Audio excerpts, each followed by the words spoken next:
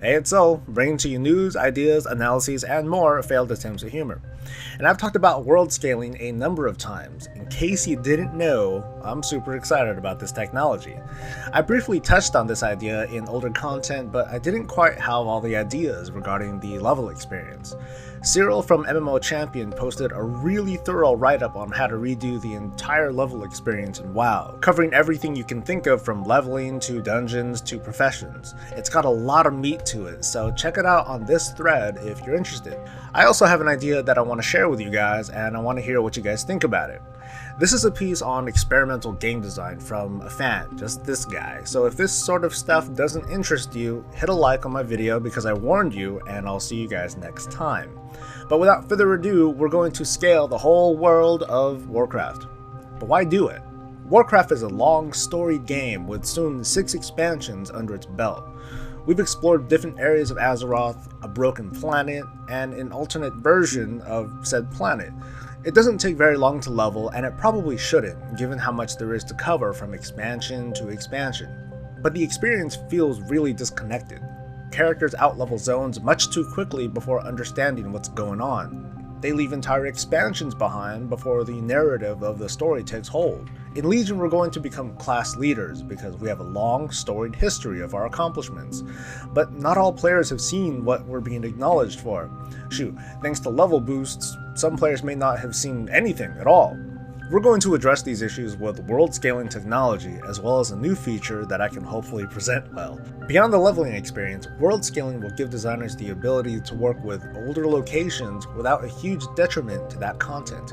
New stories can be told in old locations, and it doesn't take a cataclysm-like event for it to occur. This video won't cover how world scaling will affect PvP, however. There are a lot of ways to tackle it, and to be honest, none of the approaches that I've thought of have been clean. In fact, they just sucked, so I'm going to set that aside for now. So in this approach, we're going to pretend that we're a design team, and we have to be conscious about what we're trying to accomplish. We want to do as little work as possible to achieve the objective. And when I mean work from everyone, including designers, engineers, testers, and anyone else that I didn't include. This idea has to not only sell to the players, but to the suits and the product owners who decide how many raid tiers is this going to cost. It needs to be cool and fun, not just for players who are leveling like in the Cataclysm revamp, but the larger chunk, max level players or otherwise people that don't look back. The narrative of the world story and player characters needs to be preserved as faithfully as possible, and it's got to be resistant to change. Once we scale the world, there's no turning back. We don't want other design changes and features to affect world scaling in a hugely negative way. Alright, so let's scale the whole game. Boom! Done. What'll it be like for a new character?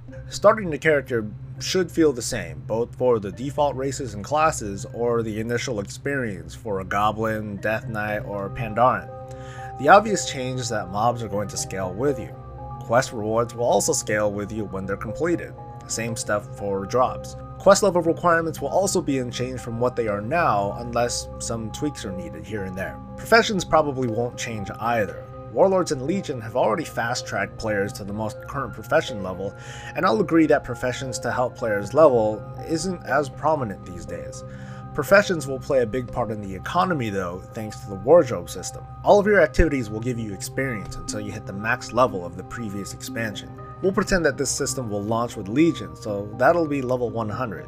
From there, players will continue their leveling experience on the Broken Isles. This concept though isn't going to directly apply to dungeons and raids. That is, the system just won't work. I'll explain later though. The idea is that leveling should feel smoother and more connected.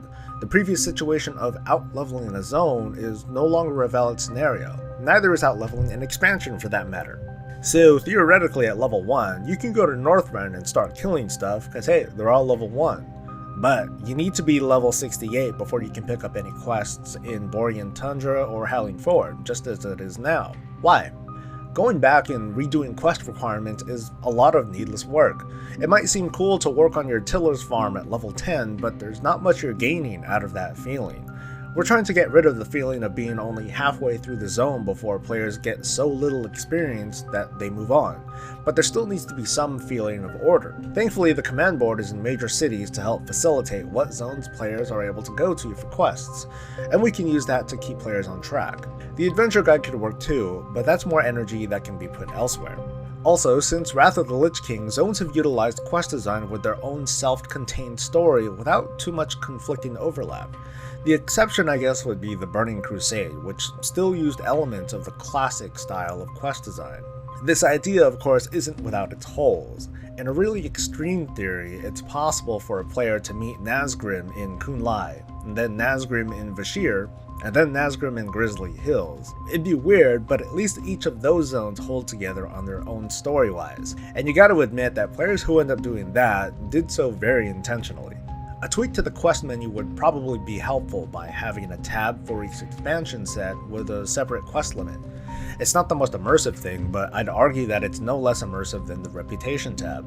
So what we have so far is that players can level wherever they want, but the path of questing remains intact for the most part.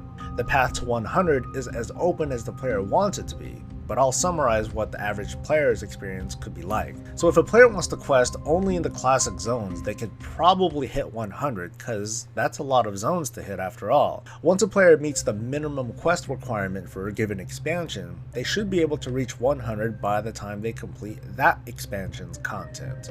At least maybe. So here's a quick chart. In this case, going straight to Outland at 58 gives players the least likely chance to go all the way to 100 before running out of quests. In fact, it'd probably be impossible. On the flip side, it would also be impossible to play through more than maybe half of Draenor's zones before reaching 100. I'm sure the numbers for experience gains and requirements can be adjusted dynamically somehow, but in the end, this is kind of the idea. Let's move on. Because players can complete zones in whatever order that they want, it still doesn't quite address the narrative of why their character is what they are today. This is where the lore walkers come in with a brand new feature, well, kind of a brand new feature. I introduce to you the Chronicle. The Chronicle is a special, optional quest line that players can participate in to experience a taste of how they came to their level of fame and prestige. Think of it like the Caverns of Time, but it's based on World of Warcraft's timeline, and instead of playing as some fictional character, you're playing yourself. These quests are going to be built from the ground up. They'll reimagine important WoW moments using scenario technology. The feel of the quests will be kind of like they're being told from a third-person perspective, so there might be a few stories lost in translation. Elements could be missing or even embellished. The quest will be identical regardless of what class you are, but it'll play out a little bit differently depending on whether you're a tank, healer, or damage dealer. And this will largely be a solo experience, because once you have access to them, you can do them whenever you want. Not all players want to be a commander, a class leader, or even a champion. Heck, some players just want a PvP. Unfortunately though, it's too late. We can't exactly rewrite or lift the history that's already been forced upon us over the past 12 years. Our accomplishments have already been acknowledged, regardless of what we did or didn't do as players. And not all players understand what or why we did these amazing feats. So we're going to create an opportunity to show players how they became recognized as an adventurer, a champion, commander, class leader, and so on. At a predetermined set of levels, a segment from the Chronicle will automatically be picked up. Players will be told to go to Lorewalker Cho or whoever, complete the quest, and probably get a reward to help them level, like free rest experience. And these quests will pop up throughout the leveling process until you get to the most current expansion. Full completion will get you something cosmetic like a title, a mount, or a class transmog set, something to that nature. The Chronicle should feel important for our character, but not exactly be important as a player. You don't have to complete the Chronicle on every character unless you feel the reward is compelling enough. I'll make a loose example and have a quest from the Chronicle unlock at certain levels, like here. The lore walkers will tell a story like it's a flashback, and take the player into an instant scenario that simulates a familiar and significant questline that helps define our player's achievements. So maybe a version of the Onyxia questline, or the Trial of the Naru, the Wrathgate, saving Stoneplow, sacking Gromashar. Those are a few possible quests for the Chronicle, but I can bet that you viewers will absolutely not agree with all or any of these selections, but like I said, those are just some examples. The Chronicle is a content platform. New segments and scenarios can be added, and it's not a one-time feature that's going to be dropped unless it sucks. It's an excuse to recreate quest experiences that can no longer be done, such as the Wrathgate. Naturally, the Chronicles segments will scale to your level. It doesn't have to be completed as soon as a segment is available. You can do all of it at once all of them are available. In fact, it's not required to complete it all, but it'll always be available to do or redo. In my opinion though, there might be an exception for characters that are boosted from level 1. Maybe they should be required to complete this. This way Blizzard won't have to recreate a level boosting experience for each expansion. We are trying to improve the leveling experience here, but the primary goal is to serve the endgame. This is where we're going to see the biggest impact for players. Everything I've showed you up to now is meant to set the stage for a freshly leveled character or a brand new player. We've created a more consistent and maybe less confusing leveling experience.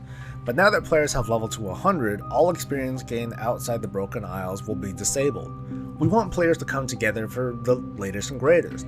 As players level in the Broken Isles, of course everything there and in previous zones will level as well. So once they hit 110, the whole world has become a content platform for quests and events. And it's a very, very big world. I'm not going to cover everything possible for endgame, but here's some ideas. World quests are likely to play a massive role for content, probably the biggest. For Legion, an easy approach could be a Burning Legion attack on a zone, and to simulate a sense of urgency, your map will light up. Contribute to the defense of Azeroth by helping out, and you get some rewards. Or do some archaeology in Outland to research the Legion and get some more rewards. I don't know. All previous world bosses could be used again. These probably shouldn't offer rewards that are too powerful, but it could be a good spot for freshly leveled players or to make them a source for stuff like extra role tokens. Not every zone in WoW is going to be active at the same time. Nor should they, that's really overkill. Most of the relevant world quests will take place in the Broken Isles or otherwise in the most current expansion, but other zone content is there to help the world feel like it's worth going back to. Healthy digestion is important to not overwhelm the player, and not spreading activities too far apart keeps the place lively. So maybe in rotating blocks, world quests outside the Broken Isles can take place in the Eastern Kingdoms for a couple days, and then Northrend the next. But I said dungeons and raids wouldn't scale with the player's level, and here's why. The World of Warcraft has over 100 dungeons and raids across all of its zones. That's a lot, dude. Instances are a popular path for players to go down, but a level 5 tank probably doesn't have the toolkit to tank Siege of Orgrimmar. Also, we don't want a situation where players are choosing between tiers 11, 13, and 19 gear. Strongly, I feel that the ability to walk in by yourself or with a small group in order to complete older instance content should be preserved. Instead, time walking events would be a good way to facilitate participation in smaller clusters of dungeons, or the world quest system could be a good way to randomly flag an older dungeon as temporary max level content. As for time walking raids, that's a different topic altogether. So now you know why I've been consistently excited about world scaling as well as world quests. The potential for change is absolutely massive as long as Blizzard can also get excited about it and put in the work required. And it's a lot of work to be done despite my trying to avoid it. We'd have to scale the world and dungeons. We'd have to design scenarios for the Chronicle. We'd have to flag most legacy items to scale with player level, along with the mechanisms that apply quest rewards. We'd need to make world scaling work in extreme scenarios, like basically the difference between a level 1 and a max level character should kind of feel the same. Or maybe not. Maybe phasing can work to mitigate that. We'd have to reassign resource nodes and make them shared, and we'd have to create hundreds upon hundreds more world quests. And I almost forgot that this would have to work in a PvP realm. I'll post a video later about all the really awful ideas that I thought of. So that's it, I finally world scaled the world, and I jacked up my throat in the process. Thank you for making it to the end. If you like what you saw, hit a like and a sub, comment if you got something to say, and we'll see if Blizzard wants to hire or blacklist me. I'll see you guys next time. I'm Soul. Stay breezy, guys.